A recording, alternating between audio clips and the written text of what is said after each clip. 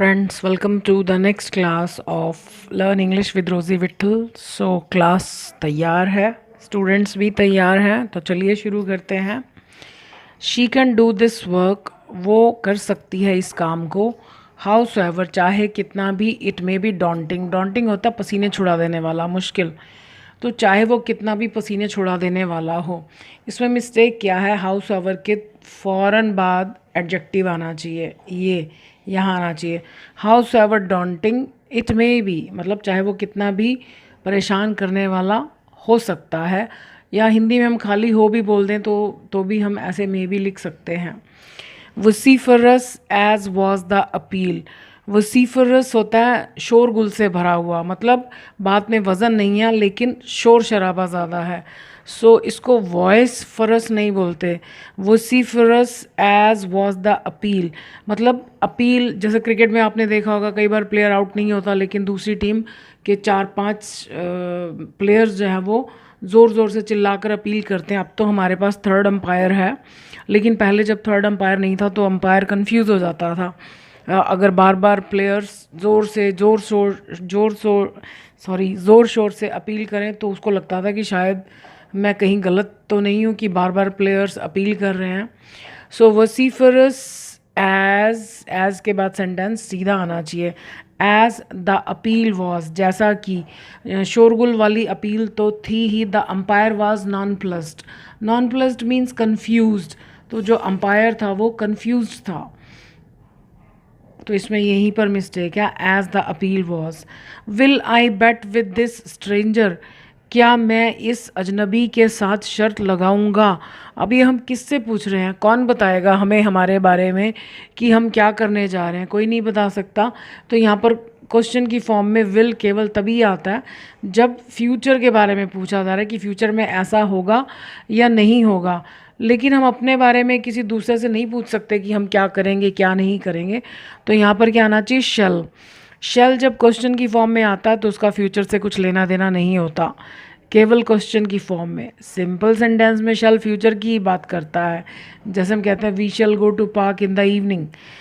So shall I bet with this stranger, क्या मैं इस अजनबी से शर्त लगाऊं, मीन्स क्या ख्याल है आपका.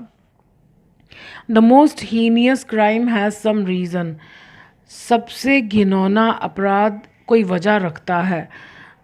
इवन, मतलब खराब से खराब अपराध में भी कोई कारण होता है. तो जब हम कहते हैं खराब से खराब, बड़े से बड़ा, छोटे से छोटा, तो यहाँ पर इवन लगाना ज़रूरी है. So even the most heinous crime has some reason. The frivolous a person is, frivolous होता है हिंदी में बोलते हैं छिछोरा. छिछोरा होता है मतलब जिसको हर वक्त मजाक की पड़ी रहती है सिचुएशन, जो सिचुएशन को नहीं देखता, जो सिचुएशन के अकॉर्डिंग बिहेवियर नहीं करता, मतलब जिसमें कोई सीरियसनेस है ही नहीं. So the frivolous a person is उच्छृंखल, जिसको बोलते हैं हिंदी में, अगर आप समझते हो उच्छृंखल, नहीं तो आप छिछोरा कह सकते हो. अब मैंने मीनिंग समझा दिया. इसका मीनिंग क्या है कि जिसको हर वक्त हंसी मजाक सूझता है, सिचुएशन चाहे वैसी हो या ना हो. The frivolous a person is the little the seriousness is. अब ये वो पैटर्न है कि जितना ज़्यादा उतना ज़्यादा या उतना कम. तो इसमें कंपैरेटिव डिग्री आती है एडजेक्टिव की, तो अब इसके पीछे तो आर नहीं लग सकता, तो हम यहाँ पर मोर लगाएंगे. The more frivolous a person is the, इसकी कंपैरेटिव डिग्री लेस या लेसर होती है. So the lesser the seriousness is. अब मैंने आपको पहले बताया था कि जब हम किसी चीज़ की संख्या या मात्रा बता रहे हैं और वही चीज़ हमारा सब्जेक्ट भी है तो द लगाते हैं.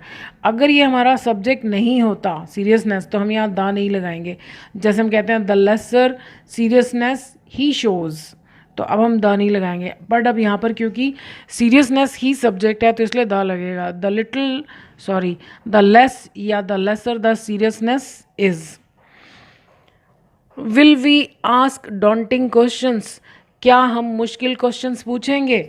परेशान कर देने वाले, पसीने छुड़ा देने वाले।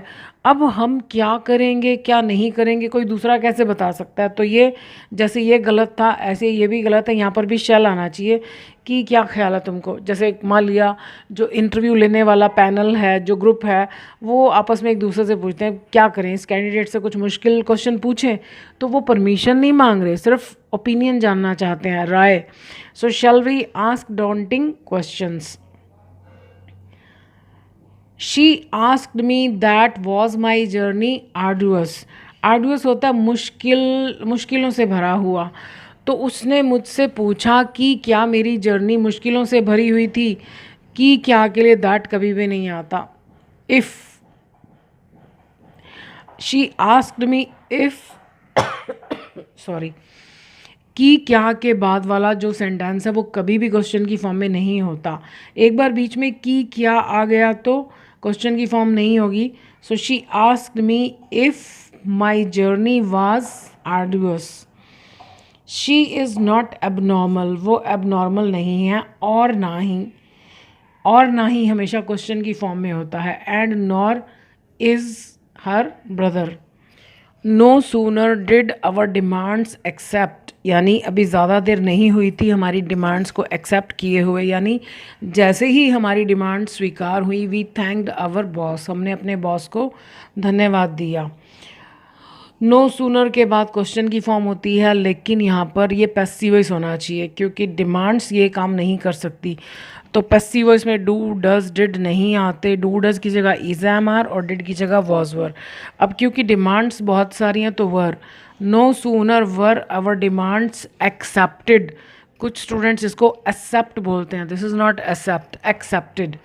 सो no sooner were our demands accepted, बीच में दैन आता है, THAN दैन। ये कॉमा सिर्फ एज सून एज वाले सेंटेंसेस में आता है। So than we thanked our boss.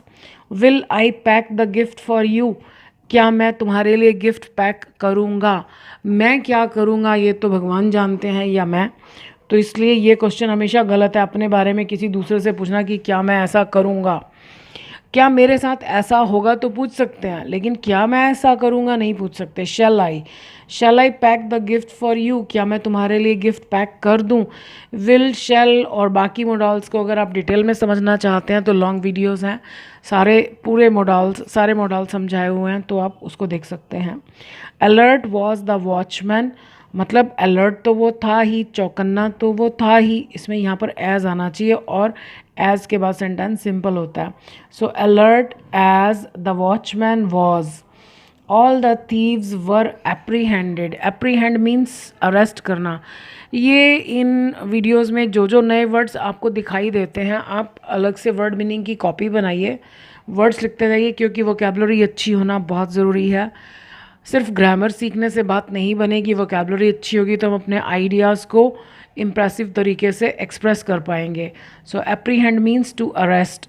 So alert as the watchman was, all the thieves, ये पैसिव वॉइस है, वर एप्रीहेंडेड, सारे चोर गिरफ्तार हो गए या कर लिए गए। सो आई होप वीडियो अच्छी लगी होगी, और अगर आपको लगे कि किसी के लिए यूज़फुल हो सकती है तो शेयर कीजिएगा। So all the best, thank you.